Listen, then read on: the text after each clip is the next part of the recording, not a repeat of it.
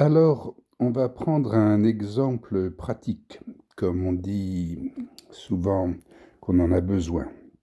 Et ici, j'ai déjà fait, un pré-schéma sur lequel je vais écrire de manière superposée. Disons que ça fait un une préparation, mais que je vais lire et donc, en le soulignant. Je signifie par ce schéma, le fantasme de Bruno, et où l'on voit Diane et Actéon, hein. Diane est ici et Actéon est ici. Donc, le fantasme est constitué comme cela. Diane, qu'on va figurer comme ça, on va la mettre ici, Diane, ici c'est Diane, et donc est observée par le chasseur Actéon.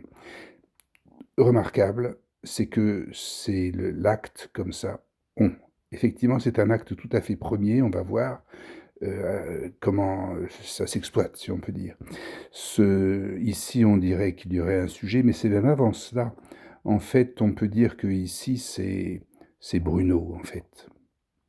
Bon, mais c'est de la personne, hein, c'est-à-dire tout à fait aux origines. Bref, il observe Diane, et dans le fantasme, Diane est dans l'eau. On ne voit que la moitié de son corps. Le reste est donc invisible parce que il est masqué par la réfraction. Ici, vous savez que lorsque, donc dans un plan d'eau, dans une platonde, un objet se réfléchit. Donc on verrait ici Diane comme ça. En fait, donc cette partie immergée est invisible, et simplement on y voit on en voit l'image. Alors, ça, Actéon, donc, on voit l'image, hein, autant que Diane. Et là, vous en reconnaîtrez effectivement Amphitrite, c'est-à-dire la femme poisson, qui n'est pas sexuée ni séduisante, puisqu'elle n'a même pas de regard qui se pose sur elle. En fait, Amphitrite serait-elle là? Mais nous allons voir qu'en fait, il faut lire cela. Comme vous connaissez le modèle optique, il est comme ça, de Lacan, avec ce miroir horizontal, c'est-à-dire ce modèle optique en position dite de psychanalyse ou de république, ou en position seconde, et parce qu'il a tourné d'une première position où le miroir était vertical, et là il est devenu horizontal. On retrouve donc le fantasme de Bruno, on le retrouve comme on le retrouve décrit par le modèle optique en position en position seconde, hein, numéro 2. Bon. Alors, pour maintenant continuer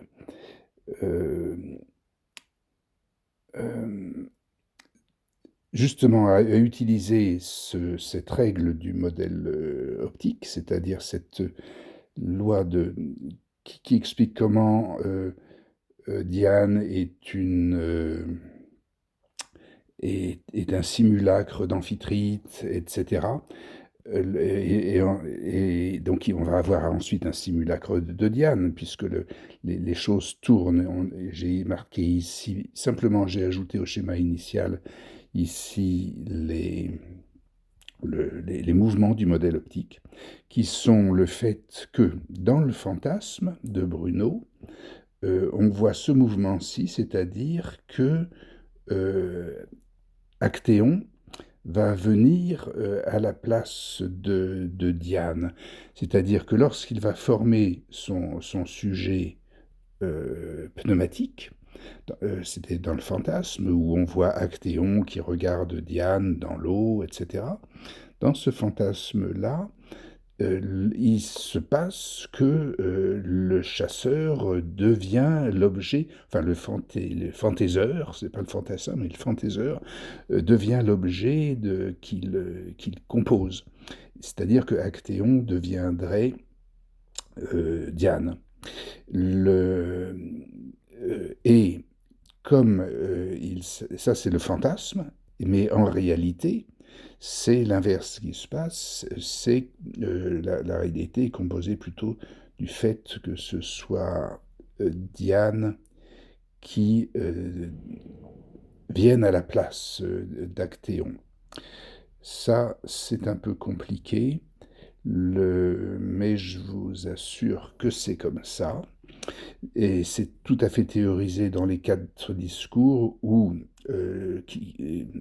donc où on a ce sujet, le S1, S2, le A, et ces choses qui tournent dans ce sens et dans ce sens-là, c'est-à-dire les théories, là où Lacan fait de l'art de la mémoire, hein, la théorie des quatre discours. Donc, il y a soit c'est les images qui viennent dans les places, soit ce sont les places qui vont tourner et mettre donc les places sous les images, hein. Bref, on a cette possibilité qui nous mène à ce moment-là, enfin cette exploitation du modèle optique, qui explique la régression soit vers Amphitrite, soit au contraire vers le simulacre de Diane, qui serait quoi alors à ce moment-là?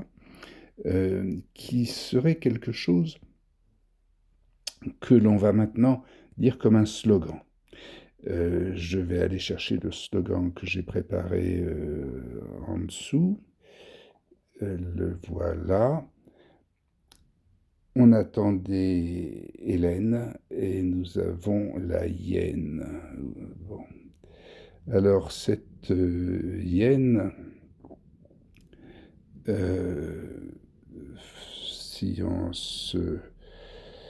voit ce que je veux dire, c'est-à-dire que lorsque nous avions,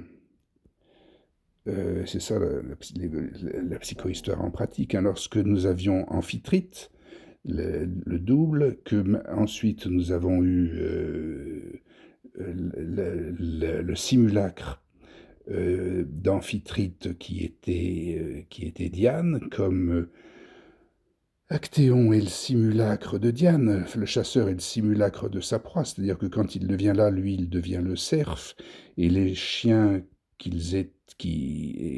ces chiens qu'il signifiait, en fait, eux vont devenir ces objets qui vont en faire le fantasme du cerf et le dévorer, etc.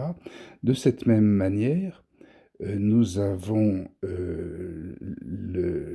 dans l'autre sens, dans le sens du progrès, ce qu'on appelle le progrès, nous avons la suggestion que, que Diane devint Hélène. Après Amphitrite, nous avons Diane et nous avons Hélène. Cependant, ça n'a pas marché, puisque nous avons en fait la hyène.